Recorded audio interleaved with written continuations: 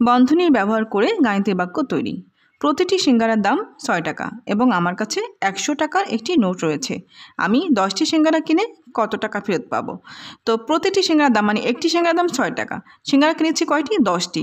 10টির দাম আমরা আগে বের করব, 10টি সিঙ্গারার দাম বের করব। এবার মোট কত টাকা? 100 টাকা। 100 টাকা দোকানদারকে দেবো। দোকানদার আমরা কত ফেরত দেবে? 100 থেকে আমরা কিন্তু ওই টাকাটা বিয়োগ দেবো। তাহলে আগে কী করতে হবে? আগে আমার গুণ করতে হবে। তাই সেক্ষেত্রে দেখো একটি সিঙ্গারার দাম কত? 6 টাকা। আমরা এখানে লিখবো 6। ঠিক আছে, কিনেছি কয়টি? 10টি সিঙ্গারা আমরা কিনেছি। তো এই কাজটা আমাদের আগে করতে হবে, তাই আমরা প্রথম বন্ধনী দিয়ে আটকে দিয়েছি। এবার দেখো 100 টাকার নোট আছে, তাহলে আমরা এই 100 টাকা থেকে আমরা কি করব? এই টাকাটা বাদ দেব। তাই এখানে 100 বিয়োগ 6 গুণ 10, এটা প্রথম বন্ধনী। এরপর আমরা কি করব? দেখো 100 লিখব, সমাধান, বিয়োগ করব, বিয়োগ চিহ্ন দেব। এরপর আমরা কি করব? গুণ করব। 6 10 কত? 60। এরপর আমরা যদি 100 থেকে 60 বিয়োগ দিই তাহলে কত পাই? 40। তাহলে আমি কত টাকা ফেরত পাবো? আমি 40 টাকা ফেরত পাবো।